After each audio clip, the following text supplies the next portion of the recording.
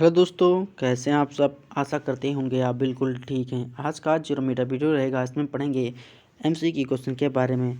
मैं आपको बता दूं कि यूपी ट्रिपल एससी जो मुख्य सेवक का एग्ज़ाम होना था उसमें मेरा एक टॉपिक दिया था ऊर्जा बेसल एवं उपापचयी क्रियाएँ। ठीक है, तो एक पहली बात तो मैं सोच रहा हूँ कि अगर ऊर्जा जो हमारे शरीर में होती है ये ऊर्जा पूछना है कि एग्ज़ाम में, और एक ऊर्जा होती है जो पेट्रोलियम ऊर्जा होती है, ईंधन जैव ईंधन वाली ऊर्जा। तो कहीं एग्ज़ाम में अगर वो ऊर्जा पूछ लिया ईंधन वाली तो उसको भी हमको करना होगा। ठीक है, क्योंकि ऊर्जा ये स्पेसिफाई नहीं है कि शरीर वाली ऊर्जा है कि आपके जो हम ऊर्जा यूज़ करते हैं इससे पेट्रोल ईंधन, इससे कोयला ऊर्जा। तो उसी कड़ी में हम क्वेश्चन बनेंगे जो, ठीक है, वो हम करेंगे क्योंकि हम ऑलरेडी ऊर्जा वाला पहले चैप्टर कर चुके हैं। जो हमारे शरीर में ऊर्जा मिलती है प्रोटीन से, वसा से, ठीक है, वो हम सारी डिस्कस कर चुके हैं। लेकिन ये ऊर्जा जो रहेगी हमारी, ये जैव रासायनिक ईंधन जो होते हैं उनके बारे में डिस्कस करेंगे। क्योंकि अगर एग्जाम में कोई भी क्वेश्चन आता है तो हमको छोड़ना नहीं है किसी भी हाल में। देखो, अभी यूपी एग्जाम का एग्ज़ाम भी 12 दिसंबर को लास्ट डेट थी एग्ज़ाम फॉर्म फिलअप करने की, और 27 दिसंबर को ऑनलाइन एग्ज़ाम होना है। यानी कितनी जल्दी एग्ज़ाम कंडक्ट हो गया। मुझे भी आशा नहीं थी कि इतना जल्दी एग्ज़ाम कंडक्ट हो जाएगा। मैं कह रहा था कि 2 महीने में एग्ज़ाम होगा, लेकिन ये क्या हुआ, 15 दिन में ही एग्ज़ाम हो गया। 12, 15, 27 होता है तो 15 दिन में ही एग्ज़ाम हो गया। ठीक है, देखेंगे पहला क्वेश्चन आज का है, निम्नलिखित में से कौन सा एक ऊर्जा का परंपरागत साधन नहीं है। कोयला हमारा होता है, प्राकृतिक गैस होती है, पेट्रोलियम होता है, लेकिन जो भूतापीय ऊर्जा होती है ये हमारी नहीं होती है। तो option number 20 the right answer. Next है, जीवाश्म ईंधन का निर्माण होता है। अच्छा, जो जीवाश्म ईंधन होते हैं, पहली बात जीवाश्म ईंधन होते क्या हैं, जो हमारी अवसादी सेल होती हैं, जो हमारी अवसादी सेल होती हैं, रॉक होती हैं, वहाँ पर जो सेडिमेंट रॉक होती हैं, सेडिमेंट रॉक जो होती हैं वहाँ पर हमारी जीवाश्म ईंधन देखने को मिलती हैं। तो ऑप्शन नंबर यहाँ पर सी करेक्ट हो जाएगा।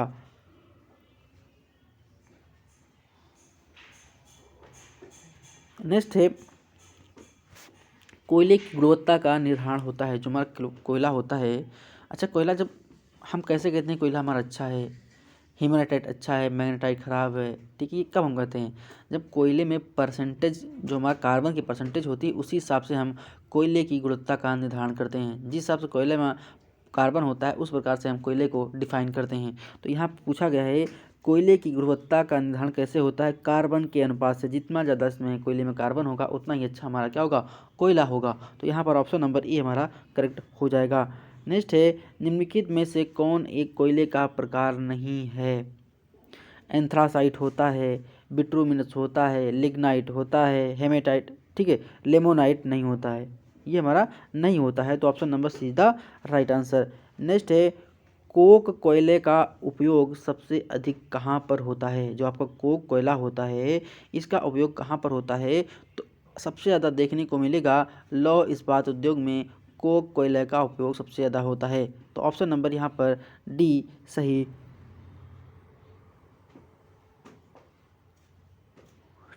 हो जाएगा। तो option number D is the right answer. Next है, कोयला देश की व्यावसायिक ऊर्जा की मांग लगभग पूरा करता है। जो कोयला है देश की कितनी, लगभग जो हमारी कॉमर्शियल ऊर्जा होती है उसको लगभग कितना पूरा करता है, तो हमारा 67% पूरा करता है। तो ऑप्शन नंबर सी हमारा यहाँ पर करेक्ट हो जाएगा। Option number C is the right answer.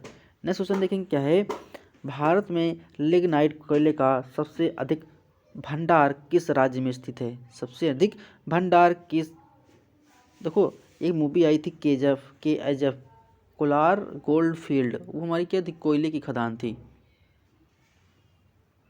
नहीं, कोलार में हमारा गोल्ड मिलता था, KGF में गोल्ड मिलता था। जो एक मूवी आई थी KGF, कोलार गोल्ड फील्ड, वहाँ पर क्या मिलता था, सोना मिलता था।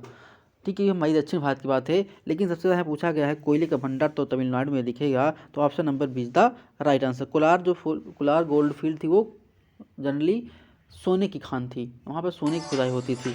ठीक है, नेक्स्ट देखेंगे क्या है, निम्न में से कौन सी नदी घाटी योजना उत्पादन के लिए जानी जाती है।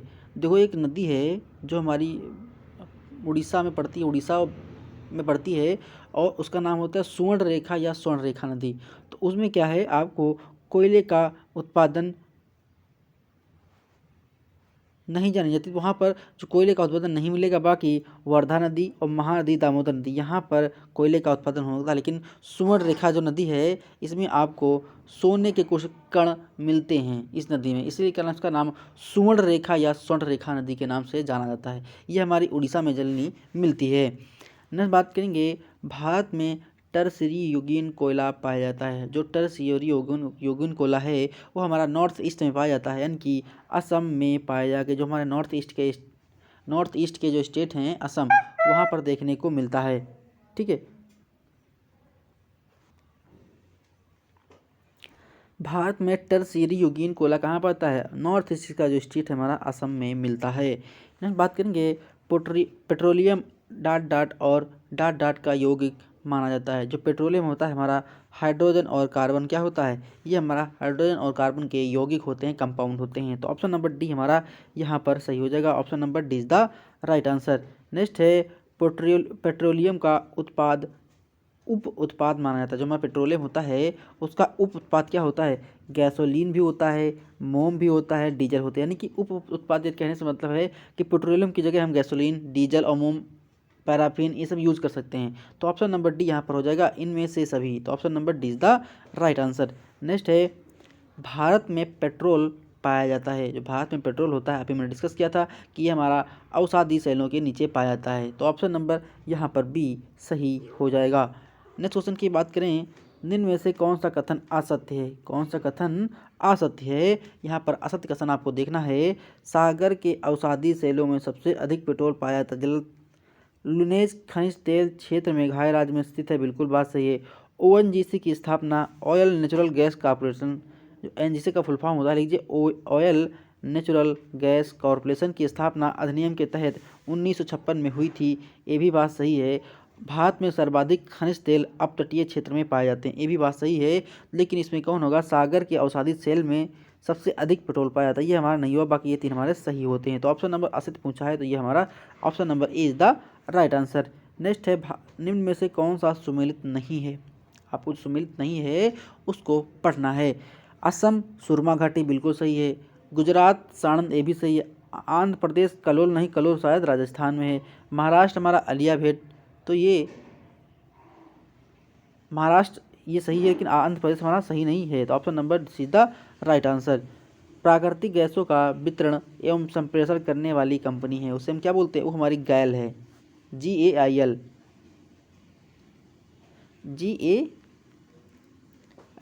गैस अथॉरिटी इंडिया लिमिटेड, इसका फुल फॉर्म होता है। यहाँ पर गैस की बात की गई है, तो गैल मतलब गैस अथॉरिटी इंडिया लिमिटेड, ये हमारा गैल का काम होता है। तो option number D is the right answer. Next है, प्राकृतिक गैस का सर्वाधिक उत्पादन किया जाता है। जो हमारी प्राकृतिक गैस होती है उसका सर्वाधिक उत्पादन कहाँ किया जाता है? हमारा असम में होता है, यानी नॉर्थ ईस्ट स्टेट है असम, वहाँ पर देखने को मिलता है। नेक्स्ट है, कृष्णा गोदावरी अपतटीय बेसिन क्षेत्र की अच्छा ये बताइए क्वेश्चन में कि सबसे पहले अपने भारत देश में तेल का कुआं किस स्टेट में खोदा गया था? इस क्वेश्चन का आंसर जी के क्वेश्चन है कि सबसे पहले भारत देश में तेल का कुआं कहाँ खोदा गया था? कमेंट बॉक्स में ज़रूर बताइएगा। ठीक है, कृष्णा गोदावरी अपतटीय बेसिन क्षेत्र में प्राकृतिक गैस उत्पादन की खोज किसने की थी? तो इस क्वेश्चन का जो आंसर है वो हमारा रिलायंस, जो हमारी कंपनी है रिलायंस का, जो जियो कंपनी रिलायंस की है, जो रिलायंस पेट्रोल पंप आता है। तो ऑप्शन नंबर बी हमारा सही हो जाएगा। नेक्स्ट है, ऑयल इंडिया लिमिटेड का अनुसंधान और विकास केंद्र स्थित है, कहाँ पर स्थित है? ये हमारा टुलिया जॉन में स्थित है। तो ऑप्शन नंबर सी करेक्ट हो जाएगा। Option number see the right answer. Next है, भारत में पहली बार कोल बेड मीथेन नीति की घोषणा सर्वप्रथम किस वर्ष की गई थी? तो ये हमारा वर्ष 1997 में की गई थी। तो ऑप्शन नंबर बी हमारा करेक्ट हो जाएगा। नेक्स्ट है, हाइड्रोजन गैस आमतौर पर गहरे समुद्र में पाई जाती है, इसमें इसके अणु मिलते हैं, काहे के मिलते हैं? मीथेन के अणु होते हैं। काहे के होते हैं? मीथेन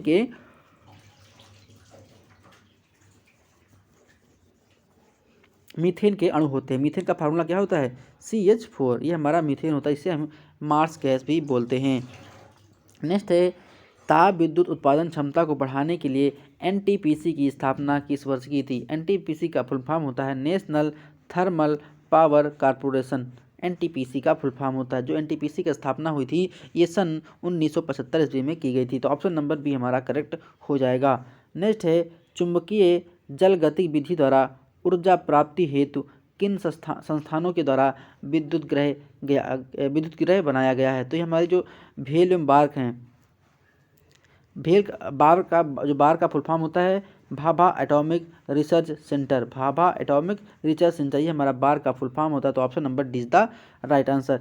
नेक्स्ट है अल्ट्रा मेगा पावर प्रोजेक्ट के अंतर्गत ऊर्जा उत्पादन हेतु ये किसका उपयोग किया जाता है। किसका उपयोग किया जाता है, किसका उपयोग किया जाता है। तो आप देखेंगे ऑप्शन नंबर बी कोयला हमारा सही हो जाएगा। नेक्स्ट है भारत में पहला अल्ट्रा मेगा पावर प्रोजेक्ट किसके द्वारा लगाया गया था। किसके द्वारा, ये टाटा पावर द्वारा लगाया गया था। तो ऑप्शन नंबर ए हमारे यहाँ पर करेक्ट हो जाएगा, टाटा पावर द्वारा। नेक्स्ट क्वेश्चन की बात करें, भारत की पहली जल विद्युत परियोजना वर्ष 1897 में किस राज्य में स्थापित की गई थी। तो ये हमारी पश्चिम बंगाल की वेस्ट बंगाल में 1897 में स्थापित की गई थी। तो ऑप्शन नंबर डी हमारा यहाँ पर करेक्ट, बी हमारा यहाँ पर करेक्ट हो जाएगा। नेक्स्ट है कर्नाटक राज्य में स्थित शिव समुद्रम परियोजना किस नदी पर स्थित है। जो हमारी शिव समुद्रम परियोजना है ये हमारी कावेरी नदी पर स्थित है। किस पर, कावेरी नदी पर स्थित है। तो ऑप्शन नंबर यहाँ पर सी करेक्ट हो जाएगा। नेक्स्ट हमारा है NHPCC national hydro power corporation की स्थापना किस वर्ष की गई थी। तो ये हमारी स्थापना 1975 ईस्वी में हुई थी। अच्छा, क्वेश्चन आपको कुछ हट के लग रहे होंगे, लेकिन आपके सिलेबस में ऊर्जा की बात की गई है और कहीं अगर आपको ऊर्जा ये वाली पूछ लिया पेट्रोलियम वाली तो आप क्या करेंगे। इसलिए हमने पहले तो ऊर्जा पढ़ा चुका हूँ, जो हमारे शरीर में ऊर्जा होती है उसको मैं डिस्कस कर चुका हूँ, लेकिन ये भी ऊर्जा पढ़ लेते हैं। क्या हुआ, 60-65 क्वेश्चन कर लेंगे तो अगर एग्जाम में आ जाएगा तो उसको भी हम कर डालेंगे। कहीं से भी एग्जाम को क्वेश्चन छोड़ना नहीं है, क्योंकि यूपी SSSC जो मुख्य सेवक की जॉब है ये बहुत ही अच्छी जॉब है। लास्ट वैकेंसी जो फिलअप हुई थी, यानी लास्ट बार जो हमारी वैकेंसी आई थी 2001 में आई थी और 2005 में ज्वाइनिंग हुई थी, और समझ लीजिए इसी प्रकार ये कितने साल बाद आई है, लगभग 15 से 17 साल बाद वैकेंसी आई है। तो ये आपके पास सुनहरा मौका है इस एग्ज़ाम को क्रैक करने का। ऐसी वैकेंसी बार बार नहीं आती है, ठीक है। कंपटीशन कम है, लड़के इसमें फॉर्म भरे नहीं हैं। 2021 पेड बहुत सारी लड़कियां फॉर्म दी नहीं थी और बहुत सारी लड़कियां फॉर्म दी थी, उनके पास सोशियोलॉजी सब्जेक्ट नहीं है। तो ऐसे में आपके पास गोल्डन अपॉर्चुनिटी है एग्ज़ाम को करेक्ट करने की। इसलिए अब बहुत से लोग ये कमेंट करते हैं सर एग्ज़ाम डेट कब आएगी। तो मैं कैसे कह दूँ, मैं आपसे कैसे अफवाह फैला दूँ कि एग्ज़ाम अब आएगी अब आएगी। तमाम यूट्यूब चैनल पर चिल्लाते रहते हैं कि आ गई कटाप, एग्ज़ाम डेट घोषित, लेकिन आपको क्या है, बिल्कुल अफवाहों से बचना है। जब तक कोई ऑफिशियल न्यूज़ नहीं आती है तब तक आप सिर्फ और सिर्फ तैयारी करें एग्ज़ाम की। क्या बोलते हैं कि एग्ज़ाम कब होगा, एग्ज़ाम कब होगा, एग्ज़ाम जल्दी ही होगा, क्योंकि 2023 में यूपी SSC अपना कैलेंडर जारी करता है। हर साल कैलेंडर जारी करता है कि हम पूरे साल क्या करेंगे। तो 2023 में हो सकता है अपना कैलेंडर जारी करे, तो उसमें मुख्य सेवका की जो वैकेंसी के बारे में एग्ज़ाम होना है उसका हो सकता है डेट डाल दे। नहीं डालेगा तो देखेंगे। हमने RTI डाला था, लेकिन उधर से भी कोई क्योंकि यूपी SSC जो है इसका काम सबसे लेट और लतीड़ा रहता है, मतलब बहुत ही पिच पर काम रहता है, बहुत ही लेट करता है, ठीक है। इसलिए आपको ये नहीं करना कि सर एग्ज़ाम कब होगा, आप तैयारी ज़बरदस्त रखिए। जब एग्ज़ाम आएगा तो इतना ताकत लगा दिए कि एक बार में आपका एग्ज़ाम निकल जाए, बार बार छुट्टी पढ़ने से छुट्टी पाएँ, ज़िंदगी में किताब खोल को नहीं देखना है, ठीक है। नेक्स्ट देखेंगे, नरवा पहाड़ तुरामडीह डोमियासियात किसके खान के लिए प्रसिद्ध हैं। तो ये हमारे किसके हैं, यूरेनियम की, एक क्या है, यूरेनियम की खान है। तो ऑप्शन नंबर सी हमारा करेक्ट हो जाएगा। नेक्स्ट है केरल के कोल्लाम और पलक्कड़ जिले में किसका उत्पादन होता है। तो वहाँ पर मोनोजाइट का उत्पादन होता है। तो ऑप्शन नंबर बी हमारा करेक्ट हो जाएगा। भारत यूरेनियम का निर्यात करता है कहाँ से, ऑस्ट्रेलिया से, कनाडा से, कजाकिस्तान। तो ये ऑप्शन नंबर डी हमारा सही हो जाएगा। Option number D is the right answer. Next question देखेंगे क्या है, इंडियन रेयर अर्थस लिमिटेड किसके द्वारा अधीन कार्य करता है। तो ये हमारा परमाणु ऊर्जा विभाग के अंतर्गत काम करता है। तो ऑप्शन नंबर बी हमारे यहाँ पर करेक्ट हो जाएगा। नेक्स्ट है, भारत में ग्रेफाइट उत्पादन के संदर्भ में दिए गए कथनों में से कौन सा असत्य है, कौन सा असत्य यानी गलत है। तो ग्रेफाइट जो होता है रूपांतरित शैलों से प्राप्त होते हैं, बिल्कुल बात सही है। सर्वाधिक उत्पादन उड़ीसा राज्य में होता है, ये भी बात सही है। स्नेहक के रूप में इसका उपयोग करते हैं, ये भी बात सही है। या विद्युत का सुचालक होता है।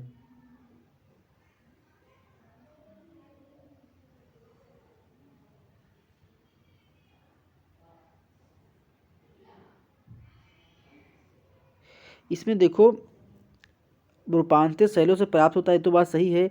सर्वाधिक उड़ीसा में होता है, लेकिन यह विद्युत का सुचालक होता है। जो ग्रेफाइट की छड़ होती है ये विद्युत का सुचालक होती है, लेकिन इसका जो प्रयोग होता है स्नेहक में नहीं करते हैं। तो ऑप्शन नंबर सी यहाँ पर सही हो जाएगा। नेक्स्ट है, गैर परंपरागत ऊर्जा मंत्रालय को किस वर्ष स्थापित किया गया था? किस वर्ष स्थापित किया गया था? तो हम इसको वर्ष 1992 में स्थापित किए थे। तो ऑप्शन नंबर सी हमारा करेक्ट हो जाएगा। नेक्स्ट है, बायोगैस को अन्य किस गैस के नाम से जाना जाता है? तो हमारी बायोगैस है, इसको अन्य किस नाम से जानते हैं? उसे हम मीथेन गैस के नाम से जानते हैं। तो ऑप्शन नंबर सी सही हो जाएगा। मीथेन जो गैस होती है जनरली जो हमारी धान का पुआल होता है, जो दलदली क्षेत्र होते हैं वहाँ से मार्स गैस निकलती है, मीथेन गैस निकलती है। ठीक है, दलदली जहाँ क्षेत्र होते हैं, जो हमारा पुआल होता है जिसे गांव में पैरा बोलते हैं, और सड़ता है जो उससे गैस निकलती है, वही हमारी मीथेन गैस होती है, जिसे हम मार्स गैस भी पूछते हैं। ठीक है। नेक्स्ट है, भारत का पहला बायोडीजल संयंत्र कहाँ स्थापित किया गया था? भारत का पहला बायोडीजल संयंत्र कहाँ स्थापित किया था? ये हमारी काकीनाडा में स्थापित हुआ था। तो ऑप्शन नंबर बी हमारा सही हो जाएगा। नेक्स्ट है, भारत में पहला सोलर पावर प्लांट किस राज्य में स्थापित किया गया है? भारत में पहला सोलर पावर प्लांट किस राज्य में स्थापित हुआ था? ये हमारा पंजाब यानी कि पीबी पंजाब। पंजाब को 5 नदियों का राज्य भी बोलते हैं। पंचनद भारत का एकमात्र ऐसा सोलर बांध स्थित है, ऐसा सोलर बांध है जो हमारी भुज में है। तो आपसे गुजरात जो है, गुजरात में भुज पड़ता है। नेक्स्ट है, पवन ऊर्जा उत्पादन में विश्व में भारत का स्थान है। जो पवन ऊर्जा है इसमें भारत का विश्व में क्या स्थान है? 5वां। पवन ऊर्जा मतलब जो ये होती है पवन चक्की होती हैं, उनसे जो हमारी उक्षाई हमारी जो ऊर्जा होती है एकदम स्वच्छ एंड क्लीन ऊर्जा होती है। मंडवी एवं मुतपंडल किस ऊर्जा का उत्पादन केंद्र है? तो ये हमारी पवन ऊर्जा का उत्पादन क्षेत्र है। तो ऑप्शन नंबर सी हमारा करेक्ट हो जाएगा। नेक्स्ट है, लघु पनबिजली योजना से कितनी क्षमता की विद्युत उत्पादन की जाती है? कितनी उत्पादन की जाती है? 25 मेगावाट, यानी कि ऑप्शन नंबर बी हमारा करेक्ट हो जाएगा। नेक्स्ट है, थनगेसरी तरंग ऊर्जा केंद्र किस राज्य में अवस्थित हैं? ये हमारे केरल में देखने को मिलेगी। तो ऑप्शन नंबर डी हमारा करेक्ट हो जाएगा। नेक्स्ट है, भारत के किस राज्य में ज्वारीय ऊर्जा की उत्पादन क्षमता बहुत अधिक है? बहुत अधिक है। तो देखो ज्वार कहाँ आएगा? ज्वार वहाँ आएगा जो हमारे राज्य समुद्र के किनारे होंगे। तो समुद्र किनारे कौन है? गुजरात है। तो आंखें बंद की, सो हरियाणा भाई बीचों बीच पड़ता है भारत देश के, मध्य प्रदेश बीच पड़ता है, छत्तीसगढ़ में भी, लेकिन जो हमारा समुद्र से लगा हुआ है जहाँ पर ज्वार आएगा तो हमारा गुजरात है। तो ऑप्शन नंबर ए हमारे यहाँ पर सही हो जाएगा। नेक्स्ट है, क्लैथरेट के संदर्भ में कौन सा सही है? क्लैथरेट के संदर्भ में कौन सा सही है? यह हमारा गुप्त ईंधन के समान है, बिल्कुल बात सही है। मीथेन गैस की उपलब्धता बढ़ाता है, ये भी सही है। समुद्र के 10 मीटर की गहराई पर इसके भंडार मिलते हैं, ये भी सही है। ऑप्शन नंबर डी हमारा सही हो जाएगा, उपरोक्त सभी। नेक्स्ट है, ताता पानी भूतापीय क्षेत्र स्थित है। इस क्वेश्चन का आंसर आप कमेंट बॉक्स में बताइएगा कि ताता पानी जो हमारा भूतापीय क्षेत्र है ये कहाँ पर स्थित है। नेक्स्ट है, मूगा घाटी। मूगा घाटी भूतापीय ऊर्जा केंद्र। क्वेश्चन बहुत बार जीके में पूछा जाता है कि मूगा घाटी, बस इतना पूछा था कि मूगा घाटी कहाँ है। ये हमारी भूतापीय ऊर्जा केंद्र होती है, ये हमारी लद्दाख में पड़ती है मूगा घाटी। ये क्वेश्चन जीके में भी बहुत पूछा जाता है। तो इस क्वेश्चन का answer option number A Muga घाटी लद्दाख में मिलती है। नेक्स्ट है, शहरी तथा औद्योगिक कचरे से ऊर्जा उत्पादन होती है, कहाँ होती है? ये हमारी ऑप्शन नंबर डी दिल्ली और बेंगलुरु में सबसे ज़्यादा देखने को मिलता है। तो option number D is the right answer. Next है, भविष्य का ईंधन निम्नलिखित में से किसे कहा जाता है? भविष्य का ईंधन, तो जो भविष्य का ईंधन है वो हमारा हाइड्रोजन होगा, क्योंकि हाइड्रोजन से अब क्या हो जी, हमारे देश में हो सकता है हाइड्रोजन से बस और कारें चलेंगी, और जब बस और कारें हाइड्रोजन चलेंगी तो पर्यावरण को नुकसान कम होगा, क्योंकि ये हमारा स्वच्छ ईंधन के रूप में काम करेगा। तो ऑप्शन नंबर यहाँ पर डी हमारा करेक्ट हो जाएगा। नेक्स्ट है, गैसो हॉल में किस फसल का उपयोग किया था? जो हमारी गैसो हॉल होती है उसमें हम पटसन यानी कि जो पटवा होता है उसका उपयोग करते हैं। तो ऑप्शन नंबर ए हमारा सही हो जाएगा। नेक्स्ट है, निम्नलिखित में से कौन सा सुमेलित नहीं है? कौन सा सुमेलित नहीं है? तो देख लीजिए, ऊर्जा संरक्षण अधिनियम 2002 का है, ये बिल्कुल बात सही है। भारतीय पुनर्उपयोगी ऊर्जा विकास एजेंसी 1987 में आई थी, बिल्कुल बात सही है। राष्ट्रीय पवन ऊर्जा संस्थान 1998 में नहीं आया था, अभी बताया 1975। डी हमारा राष्ट्रीय सौर ऊर्जा संस्थान 2013। तो यहाँ पर ऑप्शन नंबर सी हमारा सही हो जाएगा। नेक्स्ट है, दीनदयाल उपाध्याय ग्राम ज्योति योजना का आरंभ किया गया था, कब किया गया था? ये हमारा कहाँ से, झारखंड से हुआ था, तो ऑप्शन नंबर ए हमारा करेक्ट हो जाएगा। नेक्स्ट है बेसल अभिसमय का संबंध किससे है। जो हमारा बेसल अभिसमय है उसका संबंध किससे है, उसका हमारा है रासायनिक हथियारों के उपयोग पर रोक, तो ऑप्शन नंबर सी हमारा करेक्ट हो जाएगा।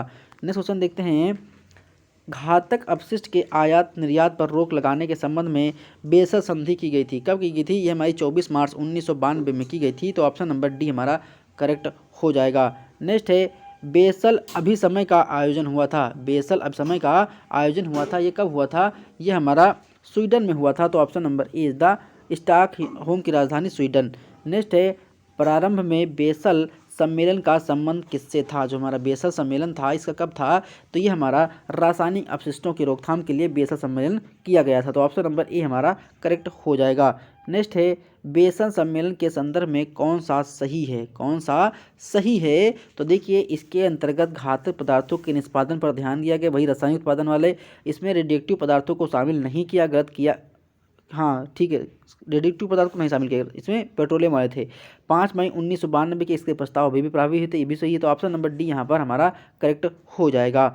नेक्स्ट है बेसल संधि के लक्ष्य में शामिल किया जाता है, किसे शामिल किया जाता है, ऑप्शन नंबर ए, तो क्वेश्चन को रिपीट कर गया लेकिन उसमें पॉइंट बदले हुए हैं। घातक अपशिष्टों का घटना बिल्कुल सही है, अपशिष्टों का पर्यावरण मैत्री तरीकों से निष्पादन, ये भी सही है, सीमा पर निष्पादन को प्रतिबंधित करना, ये भी सही है, तो ऑप्शन नंबर इसका भी ऑप्शन नंबर डी हमारा करेक्ट हो जाएगा।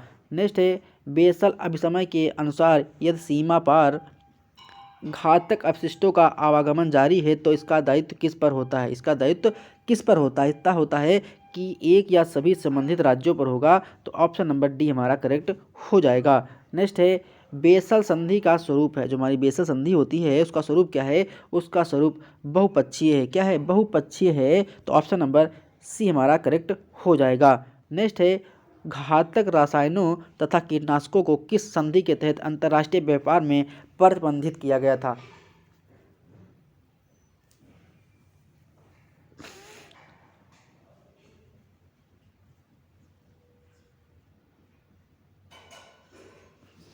तो इसका जो राइट आंसर होगा रोटरडम संधि, रोटरडम संधि, option number C is the right answer. स्थायी कार्बनिक प्रदूषकों पर आधारित अंतर्राष्ट्रीय संधि थी, तो उसे हम स्टॉकहोम की संधि बोलते हैं, तो ऑप्शन नंबर डी हमारा सही हो जाएगा।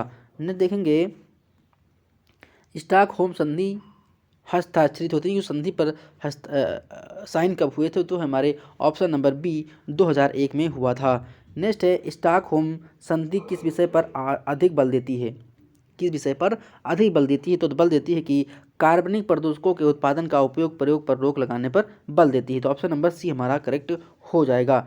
नेक्स्ट है मानव शरीर में होने वाला रासायनिक प्रक्रियाओं को क्या बोलते हैं, उससे हम बोलते हैं उपापचयन की, option number C is the right answer. Next है उपापचयी क्रिया के दौरान किसका निर्माण होता है। जब हमारे शरीर में उपापचयी क्रिया होती है उसके दौरान हमें शरीर में ऊर्जा मिलती है, तो ऑप्शन नंबर यहाँ पर सी करेक्ट हो जाएगा। नेक्स्ट क्वेश्चन देखेंगे उपापचयी क्रिया के दौरान कार्बोहाइड्रेट को किस में बदला जाता है, किस में बदला जाता है, तो सुक्रोज और शुगर में बदला जाता है, तो ऑप्शन नंबर सी यहाँ पर सेलेक्ट हो जाएगा।